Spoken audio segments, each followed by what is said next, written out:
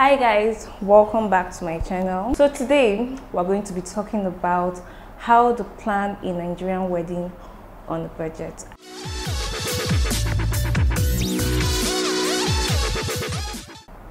Call him, sit down, or he will call you, sit down. If you're a man watching this video, talk about it like, okay, this is how we want our wedding to be. We want to work with this number of guests. We want to have this kind of souvenirs. This is the location we want to work with. This is how we want it to be. Like, have a detailed conversation, plan everything. When you're having this conversation, have a notepad, like write it down. Tell yourself, okay, this is how we want our wedding to be. This is what we're going to do that's going to make us happy. After which, my next point, my number 2 point is now have a conversation with your parents. Since both of you have agreed on what you want, wedding is not all about just the children. The parents also matter. So you call your parents and tell them, okay, this is what me and my spouse have agreed on. What do you think?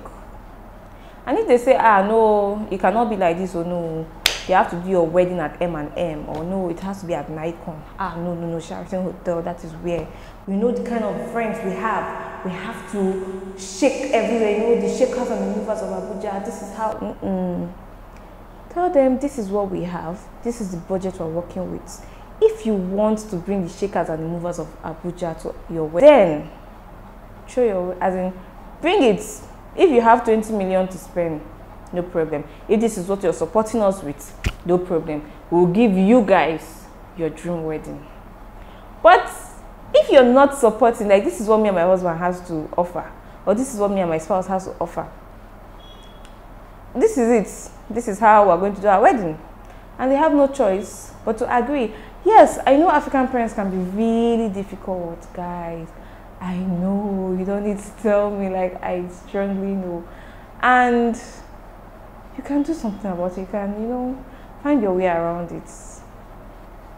Know what to do, what to say, how to talk to them, how to convince them. Because last, it's your wedding. And after wedding, there is marriage. They should know this. They should understand. And I feel a lot of parents, like, a lot of sensitive parents, because in my own case, after having a conversation with my husband, like, I spoke to my parents. And they're like, okay, we're fine. And ours was a COVID wedding, like, not necessarily COVID wedding, but it was still within the COVID period, but at least things had relaxed a bit. But we still had the whole, you should have, if it's an indoor wedding, you have to have this number of guests. And outdoor, okay, yes, anything goes. It has to be like this and that. So my parents were really reasonable. They're like, must you even do reception? Because let's be careful and everything. We did an indoor wedding, yes. They were reasonable. We gave them a number of slots, like, because the wedding was like strictly by invite, so we gave them a certain number of cards, like, these are the number of people you can invite, which was not easy for. Then the next thing is, it's important to note this: nothing is compulsory at your wedding. It's not compulsory to have a reception. It's not compulsory to have a reception dress. It's not compulsory to have bridesmaids, little brides. Nothing is compulsory. So I personally feel wedding should be whatever you think about, like, in the next 5 years, and be happy. I'm proud. Oh, okay, my wedding. You watch your wedding video, like, oh my God, I'm glad I did this. I'm proud of myself in this area and in that area. That's what I feel. Then the next thing is, if you want to have a wedding on a budget, you're budgeting for 150 people, you already have your guest list, you're budgeting for 200 people, you have your guest list, do not share your wedding invite online. No, I know you're excited. You can share your pre-wedding shot and stuff without the invite. You don't need people knowing the date of your wedding. You don't need people knowing where the wedding is holding, because that way you finish making budget for 150 people, you've cooked food for 150 people, you will see 500 people at your wedding. Then the people you really budgeted for will not even get food. It's now people that you don't even know that will not get that kind of food. You would see your classmates that you've not even seen in the last 20 years coming. And you're not like, okay, who invited this one? And you're, oh my God, I'm so happy for you. They are happy for you, but they are not important. That's the truth. They are not so important, and the people that are not important will not even get food. You'll leave your wedding grumbling. So be smart, be wise. If you're planning a budgeted wedding, do not share your invite online. Rather, I posted my pre-wedding shots online, but I didn't post the date of my wedding. So if you know, you know. If you know, that means you're close to me. I think I even had few friends that beefed me because they kept on sending me and saying, when is your wedding? When is your wedding? I was not responding because I knew this person is not on my list. I have not planned for this person, and I can't do this to myself. So my dear, sometimes you have to go out of your way and make some sacrifices. Last, everybody will do all right. That's what I feel. Then, plan a destination wedding. A destination wedding doesn't necessarily mean it has to be in Dubai, UK, US. No, you could decide to leave your state. Maybe you stay in Abuja and your husband to be stays in Port Harcourt, and you guys have few people in Port Harcourt, but more people in Abuja. People could decide to carry your wedding to Port Harcourt. The important people will come. Trust me, they'll follow you. They'll follow you to Port Harcourt. But those who don't follow, they would not. Then in choosing of your wedding outfit, as I said, this should also work according to your dreams. Like there should be a thin line between what you would think about the next wife and to make you happy, and also thinking about how much you have to spend. So in getting your wedding outfits, especially for the ladies, I personally don't feel there's any sense in buying a wedding gown.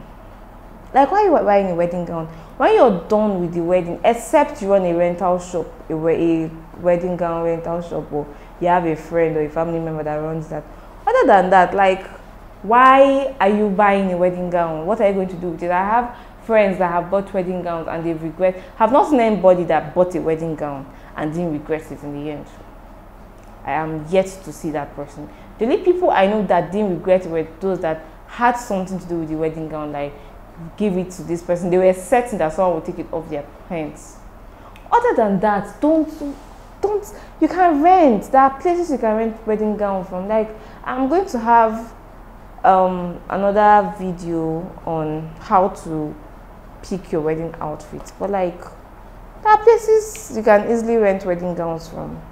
Or if you really want to buy, you can buy a fairly used wedding gown too. That's an option. You don't need to break the bank for this. Your husband can sew his suit. He doesn't need to wear a designer suit. He can sew with a very reasonable tailor and get something smart. And like, my husband sewed his suit, I rented my wedding gown, and it went well. In some cases, it might not be completely cheap, but like, I feel it's more reasonable, it's more cheaper. But at the same time, as I said, if you have the money to spend, come on, by all means, spend it. No, but if you want to be reasonable, if you're trying to cut your budget, then there's no sense in buying a wedding gown. That's all I feel. Then, for a budgeted wedding too, you should cut down on your bridal train. If you know you want to have a well-planned small wedding, you can have just maybe your chief bridesmaid. I've seen people getting married with just their chief bridesmaid. You can have just an extra person, maybe your siblings. Like, if you have siblings, cousins, and all that, like, you can do that. You don't need to bring the whole world, because that's an extra expense. You have to, yes, sometimes bridal train get to spend on their own. It's also your choice on how you choose to go about it. If you want to make them, pay for everything. Yes, considering the fact that you are planning a low budget wedding or a reasonable budgeted wedding, it's not like a high class wedding, it's good to have a wedding planner. I had a wedding planner for my white wedding. I was almost losing it. Like, I was working. I had no clue on how to do a lot of things. It's like, then my co-wife was like, Dara, I think you need a wedding planner. I was like, yes, I think I do. Then I spoke to my husband about it, and he was like, okay, fine. Then she had a friend who was a wedding planner, and she came through. The friend was really reasonable. Even my bridesmaids' robes, like, then so I had a friend that was getting married, and she was like, please, where did you get your robe from? She was part of my bridesmaids, and I was like, I had to call my wedding planner, please, where did you get the robes from? And she was like, she made them. These robes were really cute, and she made them. So like, she just got the fabric, she got a good tailor, and they made it. This is something I wouldn't have thought of. But my wedding planner went all the way. Like, she went all the way for me. She got them earrings from a cheaper vendor. She got me my bouquet. She got food. She really made life easy. Like, also get a wedding planner that you can relate with. Someone that you can tell, see, oh, for all these things, I just have 500k. For my wedding, I just have this. And she would understand. Not someone that you cannot talk to, someone that all of you are forming rich, high class people. Get someone you can bond with, that you can air your, I beg you, this wedding, I don't want to kill myself. Find a way to make it easy for me. And they will. I feel wedding planners are really important. My wedding planner really tried. She got me, a good place. Okay, me and my husband got our hall ourselves. My husband got the hall, but like, she was, in so many ways, she was useful to me. So I feel I'm going to drop her handle. For those of you getting married soon, you can use her. She was awesome, really. On every level, she was awesome. Then another mistake I feel people make is they rely on the money that will be sprayed on them on their wedding day. Like, they tell the vendors, wait, after the spray of money, I'll pay you from there. No. Plan your wedding with what you have on ground. This is the money I have here and now. Because you can get disappointed. People might not even spray. The country is hard now. People might not spray you as much as you thought they would, and you'll be frustrated in the end. Do not depend on no, or money will come, they will dash us money, we'll use that one, they dash us to do it. Don't do that. Plan your wedding with the money at hand. Then you can now use the other one to balance after the wedding. It's your choice. Then I feel you should have a priority list for your wedding. Everybody has things that are very important to them when you're planning their wedding. Like, for me, my priority list was, I wanted to look good. I wanted to have a very good photographer, because I felt these were things that in the next years I'll look at. Like, sometimes when I look at my wedding album, I'm like, my children will not be, they'll be proud of their mother. Because I know forehand, like, I tried my best to look good. That was my priority. I wanted my guests to be well fed. That was also an important factor. So I went for a top-notch. Like, I went for my white wedding, I went for my dream makeup artist. For my traditional wedding, my girl made me up. I paid her to, and my two makeup artists were awesome. Like, I feel I went all out in terms of my makeup, and I got what I wanted. I went all out in terms of my pictures, and I got what I wanted. But like, my top priority was my photo, videography, outfits, food,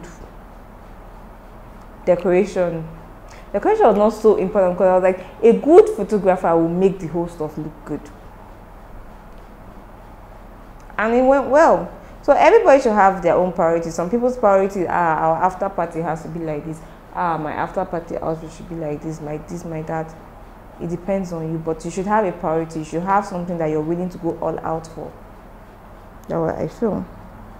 Then, I'm not saying, if you have the money, as I've been saying, spend it. But for wedding cars, like, I know someone that used her own car for her wedding. It's your choice. Like, wedding cars, I feel we're lucky. We had people that offered to give us cars, which we used. We didn't have to spend a dime on wedding car. We had to be like, okay, I have a fine car. Take, use it for your wedding. Yes, if you have the money to rent a limo for over 200,000 and more, go ahead. You want to rent a G-Wagon, go ahead. You want to rent, all those awesome luxurious cars, go ahead. But personally, I don't think it's all that important. How many times did my wedding car appear in my video? I don't even think it did, or probably once. I think how much you do, how many people are going to notice that? Oh my God, she used this car. So, but if it's what makes you happy, if it's something you go back in 5 years time, you think about it, by all means do it. I'm not judging anybody. As I said before, I feel your wedding should be something that you should think about in some years time and be happy about. You will get disappointed in wedding. So things you should be careful about personally in planning your wedding. You see your photographer and videographers, they can mess you up. You see your makeup artists, food, the hall, in short, everybody can mess you up, even in choosing your hotel. Personally, what I did was, our reception was in a hotel. The hotel was not so close to my church, but it was like in the middle. It was still a bit close. So since I knew I was going to change to a reception wear and I would need a place to change, I just felt it was going to make sense to lodge in the same hotel that we're using for our reception. And I knew the fact that we're using there as reception, they would give us discounts. So me and my bridesmaids used the same hotel for reception. Then using a hotel, you don't need to go for the grandest hotel, no. Just go for a beautiful looking hotel. That's what we did. Go check out the rooms. Oh, is this room going to give me beautiful pictures? Yeah, okay, the pictures are going to be good. Go for it. That's fine. But if you have the money, then you can go for your grand hotel. I'm not stopping you. I am not a bad belly. Don't get me wrong. Then your makeup artist, keep on calling them. Keep on calling them, because these people will mess you up. That morning, like, if there are people that will make you late for your wedding, your makeup artists, your photographers, then me, where I got my dress from, they had to come dress me up. These are people, my hair guy, Kunde, almost messed me up. But you can, like, the person that did my hair was just my hair, the guy that makes my hair. I was like, can you pack hair? I was like, yeah. Okay, then please come pack my hair. But I personally did not really like my hair. I didn't like the way he did. I wished I went for someone else. So I feel next time, like, I would have maybe gone for someone else that I was certain could pack hair, but my pictures didn't turn out wrong. They were still cute. But I feel I made a mistake in that decision. Then my photographers, they tried, but doing my traditional wedding, Lord, I was about losing it. My photographers came by probably a wedding that on the card was supposed to start by 12, but all these Igbo rites and everything. My wedding ended up starting by 5. My photographers came by 4. So imagine if this wedding started by that 12. What would I have done? Oh Lord. I said these people will not shame us. They almost shamed me, but God had better plans for me. So these people are, my makeup artist for my traditional was my girl. So she was part of my Ashrebi girl, so she was literally in the house. So like, we started our makeup early. That was great. For traditional, my makeup artist came early. White wedding makeup artist. Yeah, she didn't. Monet came early, and Monet was awesome. She was more than a makeup artist to me. Like, she went to, no, she tried. Thumbs up. Then personally, I feel that other things too you can do yourself. Though my wedding planner was in good rapport with me, so she was telling me what she was doing. Like, For your wedding card, you can get your wedding card from UTC. Then we're checking Instagram vendors and I was seeing some crazy prices. When we now got to UTC, it was way cheaper. Guys, please. Sometimes these Instagram vendors are scams, so there are easier and cheaper ways to get things. Then for like, I wanted to gift my bridesmaids, you know, some stuffs in a box. My brother, my wedding planner did that for me. She planned it for me and she did a good job too. Like,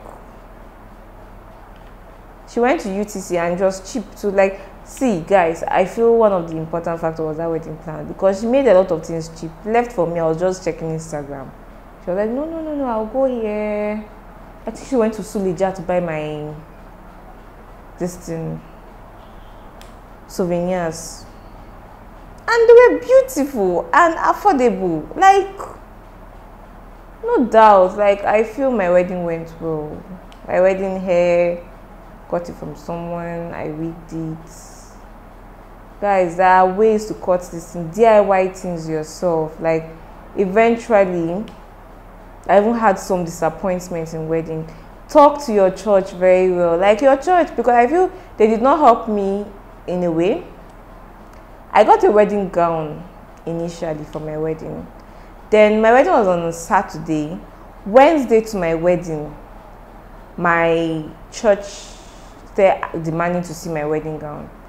I sent them pictures. All of a sudden they said, no, it's exposed. I can't wear this for the wedding. I even had to try manipulating things. I tried sewing an inner to just, according to them, my cleavage was out, to try covering up the cleavage.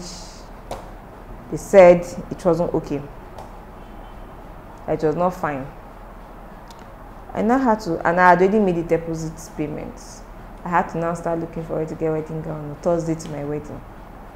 I cried that night. I cried.